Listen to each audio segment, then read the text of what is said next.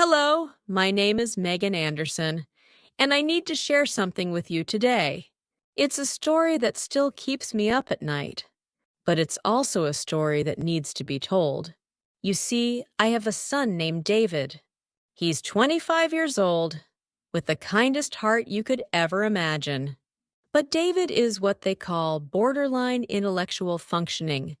Let me explain what that means, because I didn't fully understand it myself for the longest time. David's IQ falls between 71 and 84.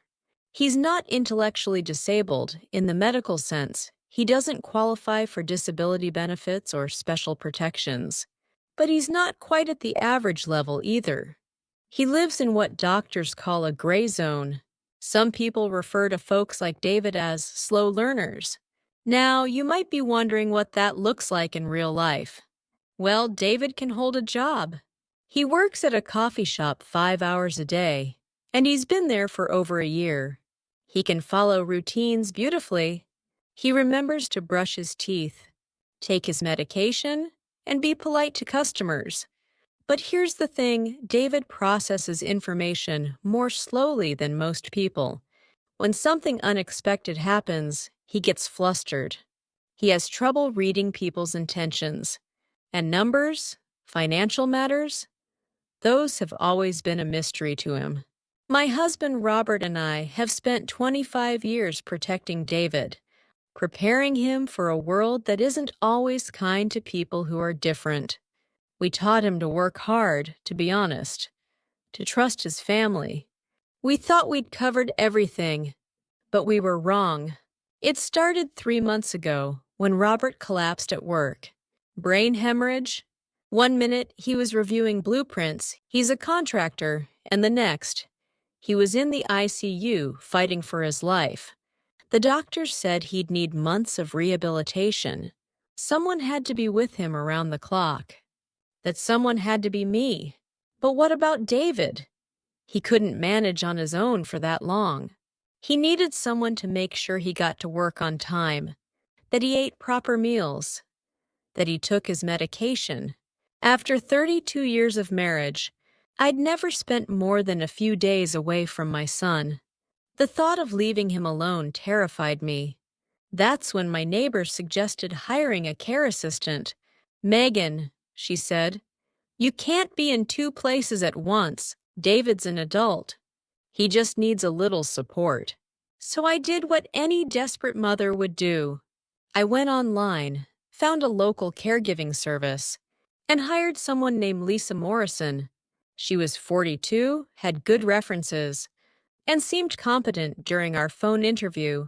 She agreed to come to our house every morning, make sure David got ready for work, drive him to the coffee shop, and pick him up when his shift ended.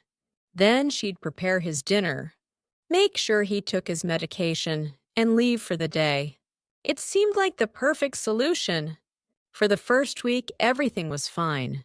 I'd call David every evening from the hospital, and he'd tell me about his day in his simple, straightforward way. "Mom, I made 12 lattes today. Lisa made spaghetti for dinner." It was good.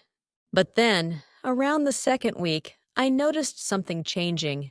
"David, honey, how was work today?" I'd ask. "Fine," he'd say. Nothing more. "Did you have dinner?" "Yeah." "What did Lisa make?" "I don't remember." This wasn't like David. He always wanted to tell me every detail of his day. He'd describe each customer, each drink order, every conversation with his boss. Now, he barely said 3 words to me. "David, is everything okay? Is Lisa treating you well?" "Mom, I have to go," he'd say and hang up. I told myself I was being paranoid. Robert was in critical condition. I was sleeping in a hospital chair. I was exhausted and emotional. Of course, David sounded different. He missed his father. He missed his routine. He missed me. But a mother knows. Something in my gut told me this wasn't normal. Then came the day that changed everything. I was sitting beside Robert's hospital bed. He'd finally opened his eyes that morning and recognized me when my phone rang. It was Lisa. Mrs. Anderson, I'm sorry to bother you, but David didn't come out to the car this morning. He's still in his room. He won't respond to me. My heart stopped. What do you mean he won't respond? He's just in there. I knocked several times. He said he doesn't want to come out. I asked to speak to David. Lisa put him on the phone. David, sweetheart, what's wrong? Silence. David, please talk to Mom. I don't want to go to work today. Why not? Are you feeling sick? I just don't want to. David, you love your job. Did something happen? He hung up on me. I sat there in that sterile hospital room, holding my phone, watching my unconscious husband's chest rise and fall with each breath, and I realized I had to make a choice. I couldn't be in both places at once, but I could get help. That afternoon, I made a phone call that would change everything. I called a private investigation agency, Henderson and Associates. I'd seen their commercial on TV late one night when I couldn't sleep. When you need to know the truth, their slogan said. The investigator who answered was named Marcus Henderson. He had a warm, professional voice that reminded me of my father. Mrs. Anderson, he said after I'd explained the situation, I want you to know something. Cases involving vulnerable adults, that's what we call folks like your son, these cases matter to us. We'll find out what's going on. But I need your permission to install some monitoring equipment in your home, and I need access to any security cameras you might have. We have a home security camera in the living room, I told him. For safety. David knows about it. Perfect. Can you give me the login information? And Mrs. Anderson, try not to worry. We're going to figure this out. The next morning, I gave Marcus Henderson everything he needed, the security camera login, David's work schedule, Lisa's contact information, and, most importantly, my consent to watch my son. I felt guilty, like I was spying on my own child. But I kept thinking about that phone call, about David's voice when he said, I just don't want to. David always wanted to. He loved routine, loved his job, loved feeling useful. Something had broken that enthusiasm. Marcus called me that evening. Mrs. Anderson, I've been watching the camera footage from the past 2 weeks. I need to ask you something. Has David ever been rebellious, disobedient? Never, I said firmly. David follows rules. It's one of the characteristics of his condition. He trusts authority figures completely, sometimes too much. That's what I thought. Mrs. Anderson, I'm seeing some concerning interactions between David and Lisa. Nothing overtly abusive, but her tone with him is very harsh. She's impatient. She snaps at him when he's slow to respond. My hands clenched around the phone. Show me. He sent me a video clip. I watched as David came out of his room, clearly having forgotten something. Lisa was standing by the door, checking her watch. David, I told you to be ready by 8. Why are you always so slow? I'm sorry, I forgot my... You always forget. Every single day it's something. Come on, we're going to be late. I watched my son's face crumple. He looked like a scolded child, confused about what he'd done wrong. There's more, Marcus said quietly. This is from 3 days ago. Another clip. David had apparently spilled something in the kitchen. Lisa's voice came from off camera. Seriously? Can't you do anything right? Just go wait in the car. I'll clean this up. God, I don't know how your mother deals with this every day. I felt tears burning my eyes. This was why David had changed. This woman, who I'd hired to help my son, was breaking his spirit bit by bit. I'm going to fire her, I said immediately. Mrs. Anderson, wait. I understand your instinct, but there's something else. Last night, David left the house around 10 p.m. Did you know about that? What? No. David never goes out at night. He doesn't like the dark. Well, he did last night. And Mrs. Anderson. He met someone. A young woman. I was stunned. A woman? David has never? He's never had a girlfriend. He's never even expressed interest in dating. I followed him. They went to a coffee shop, not the one where he works. They talked for about an hour, very friendly. Then she drove him to a different location, and they went inside together for about 20 minutes before she brought him home. Now I was truly confused. Could it be someone from work? A coworker? That's what I thought at first. So I did some research. Her name is Sarah Patterson. She's 23 years old. And Mrs. Anderson. She has a concerning history. 2 years ago, she was investigated, though not charged for financial exploitation of an elderly man. The case was dropped when the man refused to testify. My blood ran cold. You think she's targeting David? I think we need to keep watching. I'm going to have my partner follow David tomorrow when he leaves work. We need to know how often they're meeting and what they're doing together. That night, I barely slept. I kept seeing that video of Lisa snapping at David, kept imagining him confused and hurt. And now there was this mysterious woman, Sarah, with a history of taking advantage of vulnerable people. When I called David the next day, I tried to sound casual. Honey, Lisa told me you've been going out sometimes after she leaves. That's wonderful. Where do you go? Silence on the other end. David? Just out. Are you meeting friends?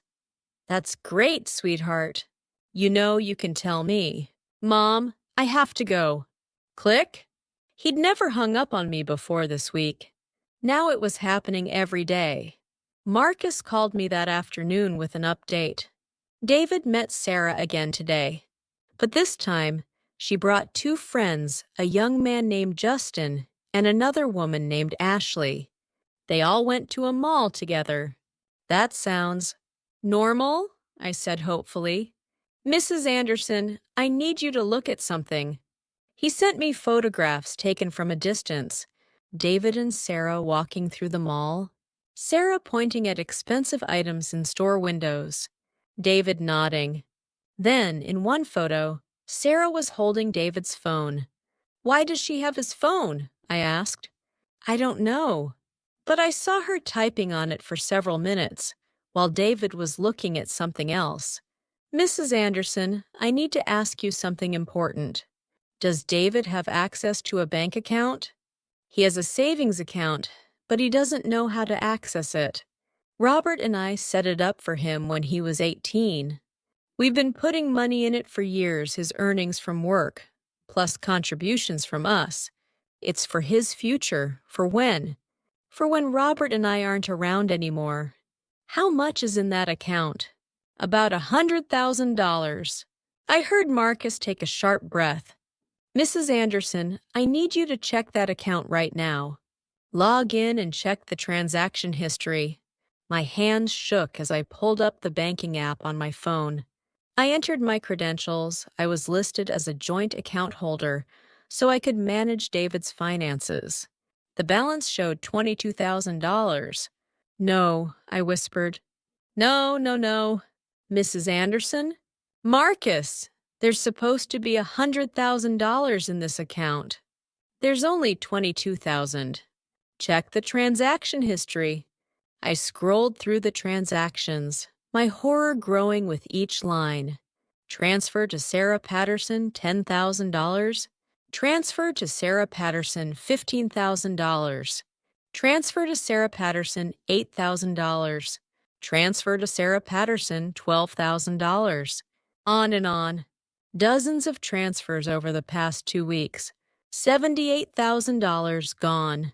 Before you continue with the rest of this story, I want to ask you something. If you're finding this story helpful, if it's opening your eyes to the dangers that vulnerable adults face, please consider subscribing to this channel and clicking the like button. These stories need to be told, and your support helps us reach more people who need to hear them. Now, let's continue. I couldn't breathe, couldn't think. $78,000 years of savings, years of David's hard work, years of our family's sacrifices gone. Stolen by a girl who'd befriended my son and seen an opportunity. Mrs. Anderson, are you still there? Marcus's voice brought me back to reality. I'm going to kill her, I said flatly. Mrs. Anderson, I understand your anger, but right now we need to focus on two things: getting your money back and making sure David is safe. The second part is more important than the first. He was right, of course, but the rage I felt was unlike anything I'd ever experienced. This woman had seen my sweet, trusting son and decided he was an easy target. She'd smiled at him, probably told him she cared about him, and all the while she was robbing him blind. What do we do? I asked. First, you need to file a police report immediately. This is computer fraud. She gained access to his banking app and transferred money without his genuine consent. Second, we need to document everything. I'm going to continue surveillance. But Mrs. Anderson, there's something you need to understand. Cases like this are very difficult to prosecute. Why? She stole from him. There's a paper trail. Yes. But here's what her lawyer will argue: David and Sarah were in a relationship. She'll say he gave her the money willingly, as gifts. She'll say he gave her access to his phone voluntarily. And because David has borderline intellectual functioning, it's hard to prove whether he truly understood what was happening. That's insane! David doesn't understand money. He can barely count change. I know, but legally, David is an adult. He's not declared incompetent. He has the legal right to give away his money if he chooses to. Proving that Sarah manipulated him or coerced him, that's the challenge. I wanted to scream. The system that was supposed to protect people like David had failed him before anything even happened. Because he wasn't disabled enough for legal protections, he was left vulnerable to predators like Sarah. Then what do I do? I asked quietly. You fight. You document everything. You get David to understand what happened. And Mrs. Anderson, you might need to confront Sarah yourself. Tell me how. Marcus outlined a plan. It was risky. It required me to leave Robert's bedside, to trust the hospital staff with my husband's care, and to potentially put myself in danger. But for David, I would have done anything. That night, I explained to Robert what was happening. He was still weak, still recovering, but his eyes filled with tears when I told him about the stolen money. Go, he whispered, his voice hoarse from the breathing tube they'd removed just days ago. Protect our boy. The next morning, I checked out of the hospital's family accommodation and drove home for the first time in 3 weeks. David was at work. Lisa had picked him up that morning, not knowing that her services would no longer be needed. I spent the day preparing. I called the police and filed a report. The officer who took my statement was sympathetic, but not encouraging. Ma'am, I'm going to be honest with you. These cases rarely result in convictions. The money's probably already spent, but we'll investigate. Then I called my lawyer, Harrison Webb, who'd handled our family's estate planning. Megan, I need to tell you something difficult. Unless David was legally declared incapacitated at the time these transfers occurred, he had every right to give away his money. The question is whether he was competent to make that decision. Harrison, David doesn't understand percentages. He can't calculate a tip at a restaurant. How is he competent to give away $78,000? I'm not saying it's right, Megan.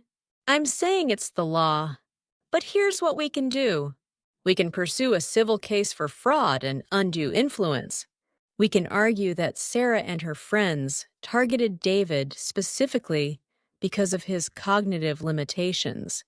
That's predatory behavior. It won't be easy, but it's possible. How do I prove it? You need evidence of their intent. You need them to admit that they knew David was vulnerable and targeted him anyway. You need recordings, text messages, witness statements. You need them to incriminate themselves. After I hung up, I sat in my living room, the same living room where David had taken his first steps, where we'd celebrated his high school graduation, where we'd taught him to tie his shoes and count to 100, and I made a decision. If the system wouldn't protect my son, I would.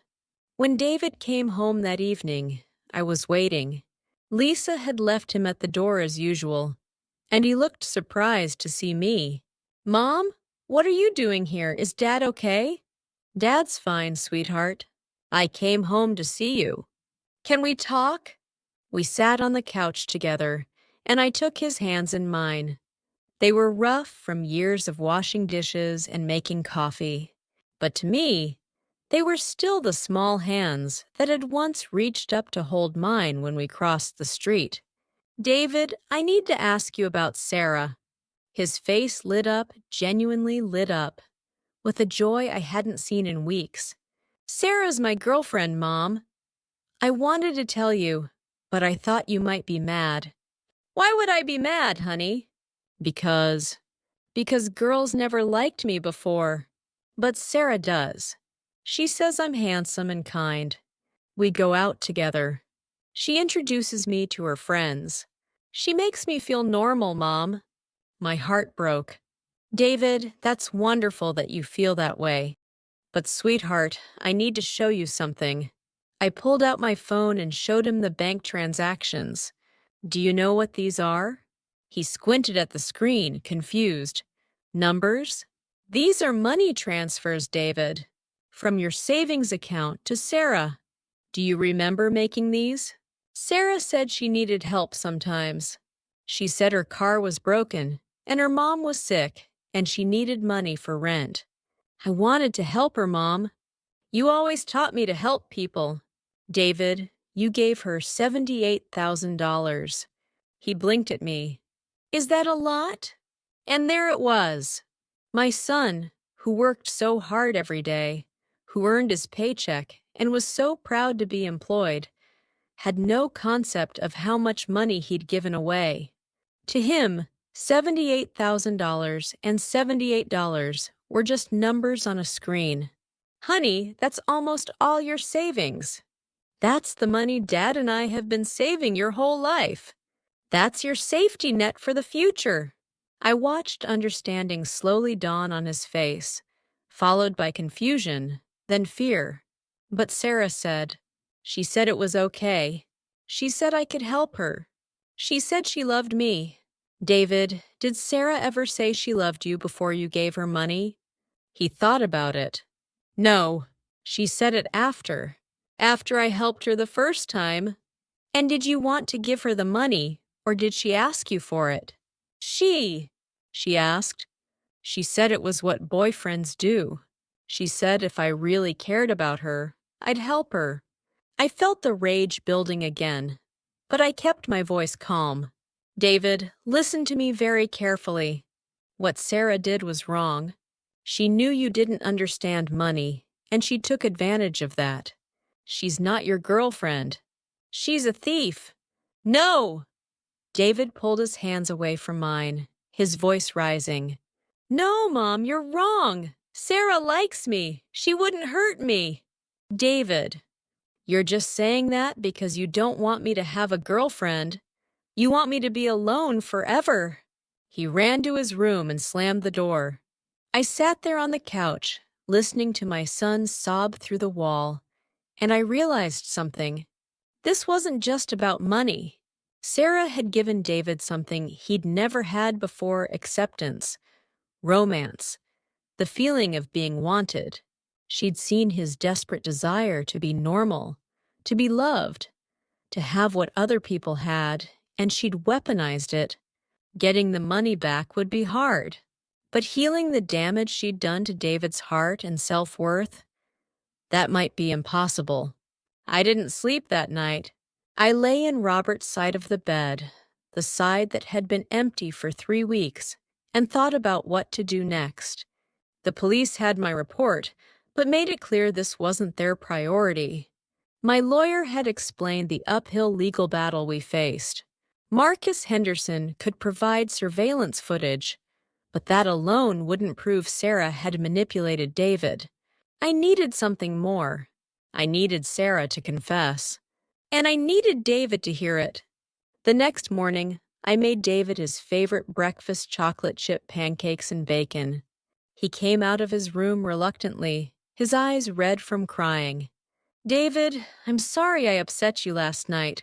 I know you care about Sarah. He sat down slowly, not meeting my eyes. She's my friend, Mom. I know you think that. And I want you to be happy, sweetheart. I really do. But I'm worried about you. Will you do something for me? What? Will you let me meet Sarah? If she really cares about you, she won't mind meeting your mom, right? David looked uncertain. I don't know. You could invite her over for dinner tonight. I'll make pot roast your favorite. And I promise I'll be nice. I just want to meet the girl who's so important to my son. After a long pause, David nodded. Okay, I'll ask her. That afternoon, I called Marcus Henderson. I'm meeting her tonight. I need you to help me. Mrs. Anderson, I don't think confronting her directly is a good idea. She could become defensive or worse. I'm not asking for permission, Marcus. I'm asking for help. Can you give me a recording device? Something small that David can carry? There was a pause. What are you planning? I'm planning to be a mother. Can you help me or not? He arrived at my house 2 hours later with a small pen, the kind you'd use for writing, except this one contained a high-quality audio recorder. It's voice-activated, Marcus explained. As soon as someone starts talking, it records. The battery lasts up to 10 hours. But Mrs. Anderson, you need to be aware of the legal implications. In this state, you're allowed to record conversations you're a part of. But I'm aware. Thank you, Marcus. After he left, I sat David down and showed him the pen. David, I need you to keep this pen in your pocket tonight. Don't take it out, don't mention it. Just keep it with you. Can you do that for me? Why?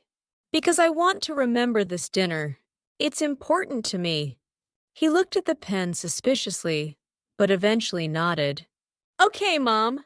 Sarah arrived at 6 p.m. sharp. She was younger and prettier than I'd expected. Blonde hair, bright smile, trendy clothes. She looked like any normal young woman you'd see at the mall. She didn't look like a predator.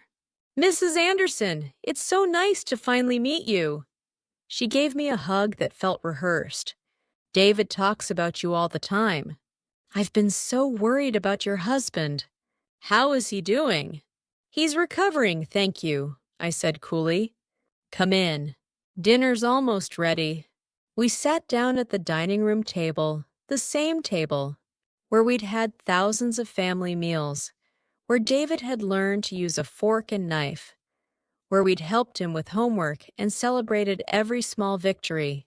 Sarah kept up cheerful conversation throughout dinner, asking about Robert's condition, complimenting my cooking, laughing at David's awkward jokes.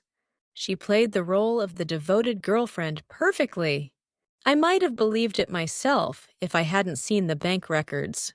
After dinner, I brought out coffee and pie. Sarah, David tells me you've been going through some hard times lately. Your car broke down? She glanced at David, a flicker of something uncertainty crossing her face. Oh, yes, it's been really stressful. But David's been so helpful. He's a generous person. Always has been. Sometimes too generous. That's one of the things I love about him, Sarah said, reaching over to squeeze David's hand. He beamed at her.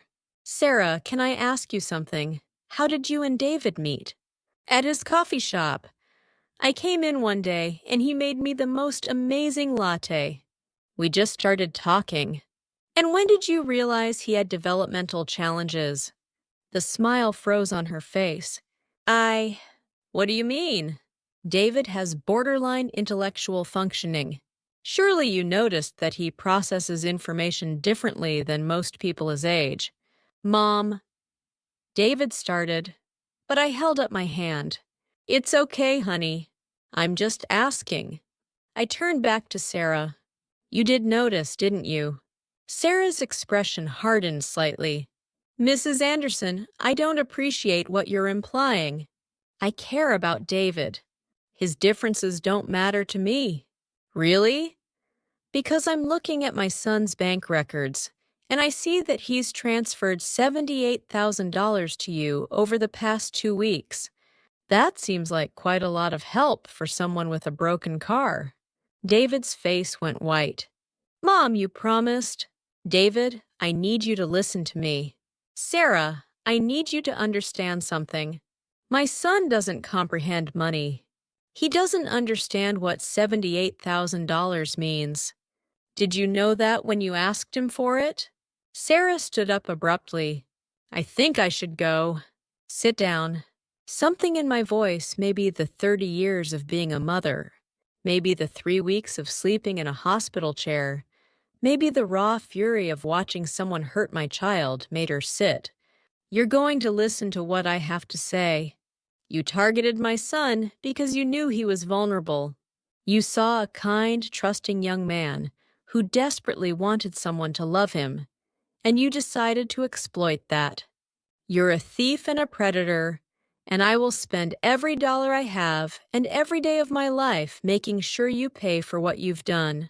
You can't prove anything, Sarah said, her sweet demeanor completely gone now. David gave me that money. He wanted to help me. Ask him. She turned to David, her eyes softening again in an instant. David, tell your mom. You wanted to help me, right? You love me?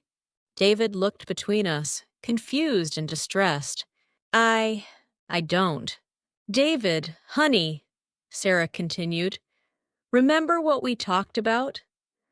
How sometimes mothers don't want their sons to grow up. Your mom doesn't want you to have a girlfriend. She wants to control you. But you're an adult. You can make your own choices. I watched my son's face crumple with indecision, and I knew I was losing him. Sarah's manipulation was too deep, too effective. David, I said quietly, do you remember when you were 10 years old and we went to that carnival? There was a man there running a game 3 balls, knock down the bottles, win a prize. You wanted to play so badly. Do you remember what happened? David nodded slowly. I gave him all my allowance money. $5. And did you win? No. He said I had to pay again to try again. I gave him more money, but I never won. Do you remember what your father told you? He said. He said some people make games that you can't win. He said they look fair, but they're not.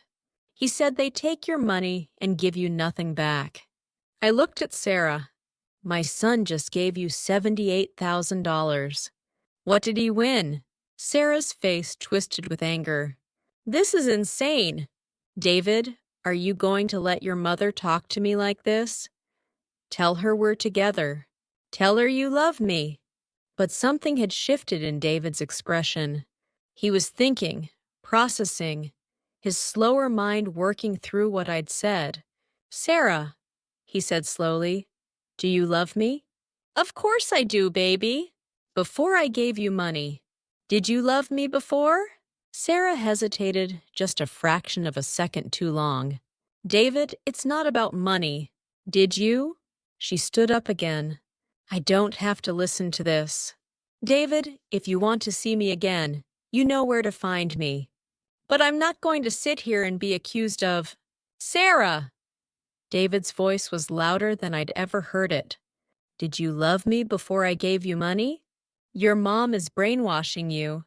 Can't you see that? She's trying to keep us apart because… Answer me!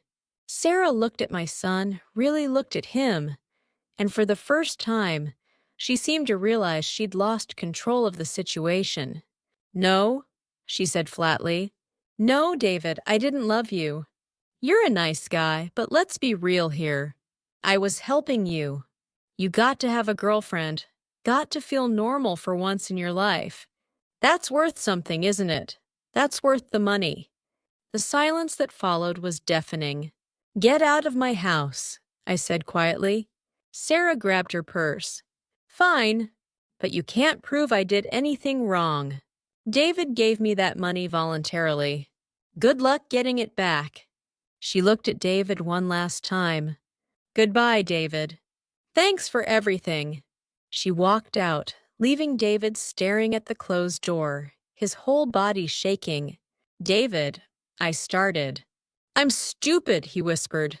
I'm so stupid. No, baby, you're not. Yes, I am. You were right. Dad was right. I'm too stupid to have a girlfriend. Too stupid to understand when someone is lying to me. Too stupid to... Stop it! I grabbed his shoulders. David Anderson, you listen to me. You are not stupid. You are kind. You are trusting. You are everything good in this world. And a bad person took advantage of that. That doesn't make you stupid. That makes her evil. David collapsed into my arms, sobbing like he was 5 years old again, and I held him while my own tears fell into his hair. And in his pocket, the pen recorded everything. The recording changed everything. The next morning, I brought the pen to the police station and played the recording for the detective assigned to David's case. His expression shifted from skeptical to serious as he listened to Sarah's cold confession. No, David, I didn't love you. You got to have a girlfriend, got to feel normal for once in your life. That's worth something, isn't it?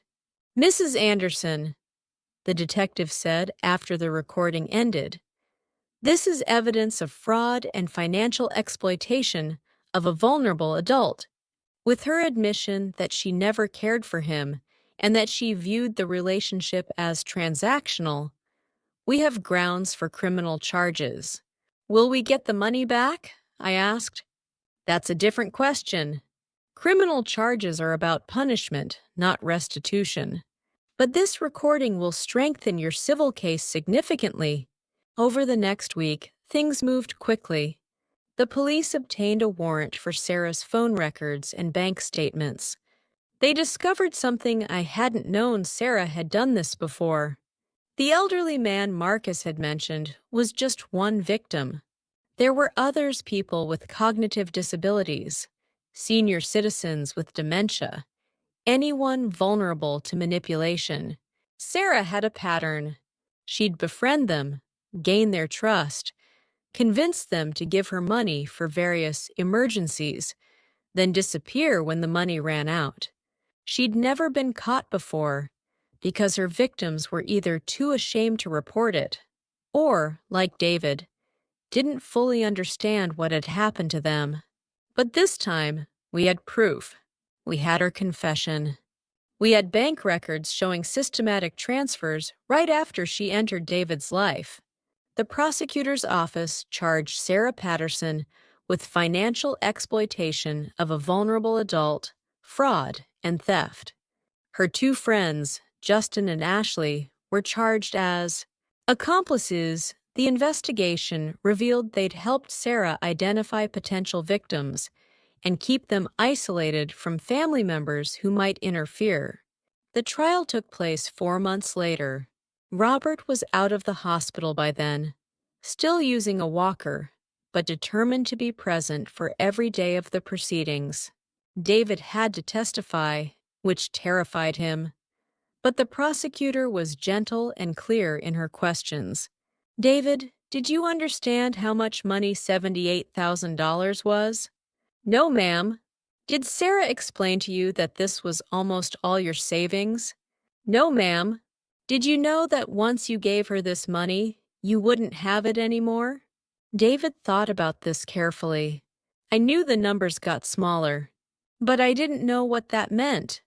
Did Sarah tell you she loved you before you gave her money? No, ma'am. She told me after. The defense attorney tried to argue that David was competent, that he'd made his own choices, that the relationship was genuine. But the recording destroyed that defense. The jury heard Sarah's cold, calculated words. They saw the bank records showing the pattern of transfers. They heard from medical experts who explained what borderline intellectual functioning meant and how it made David vulnerable to this kind of exploitation. It took the jury less than 3 hours to return a guilty verdict. Sarah Patterson was sentenced to 6 years in prison. Justin and Ashley received 3 years each. As part of a civil settlement, Sarah's lawyer advised her to settle rather than face additional charges. Sarah was ordered to repay the full $78,000, plus interest and legal fees. The money came back in installments over the next year. Sarah's family, who had no idea what she'd been doing, mortgaged their home to make restitution. They apologized to us in court, saying they'd raised her better, that they couldn't understand where they'd gone wrong. I felt sorry for them, honestly. They were victims of Sarah's choices, too. But the money, while important, wasn't the real victory. The real victory was David. After the trial, I sat down with David and our lawyer, Harrison Webb, to discuss something that had been weighing on my mind since this all began. David, Harrison said gently, your mom and I want to talk to you about something called adult guardianship. Do you know what that means? David shook his head. It means that when you need help making big decisions about money or medical care or legal matters, you'd have someone officially appointed to help you. In this case, it would be your mom and dad. David looked at me worried. Does that mean I'm not an adult anymore? No, sweetheart, I said quickly. You're still an adult. You can still work, live your life, make your own choices about everyday things. But for big financial decisions, Mom and Dad would be there to make sure no one can hurt you again. Would I still have my job? Absolutely. This doesn't change any of that. David thought about it for a long time. Finally, he said, if I'd had that before, Sarah couldn't have taken the money? That's right, Harrison said. Okay, I want that. We filed for limited guardianship, a legal arrangement that protected David's finances and major life decisions, while still preserving his independence in daily life. The court approved it quickly, especially given what had happened. But there was something else I needed to do, something that went beyond just protecting David. I started attending support groups for parents of adults with intellectual and developmental disabilities. I met dozens of families who'd gone through similar situations. Elderly parents, caring for middle-aged children, siblings, worried about their brothers and sisters, people who lived in constant fear of what would happen to their loved ones. And I learned something shocking. What happened to David wasn't rare. It was epidemic. According to the statistics I found, adults with intellectual disabilities are 7 times more likely to be victims of crime than the general population. Financial exploitation, like what happened to David, occurs in an estimated 1 in 5 cases. Most of it goes unreported because, like David, the victims don't fully understand what happened to them or are too ashamed to tell anyone. I couldn't stop thinking about all those other Davids out there. All those kind, trusting people being targeted by predators who saw their vulnerability as an opportunity. So I did something I'd never imagined I'd do. I became an advocate. I started speaking at community centers, at disability rights organizations, at senior centers, anywhere people would listen. I told David's story. I explained how the legal system fails people in that gray zone between disability and typical functioning. I pushed for better protections, better awareness, better training for law enforcement,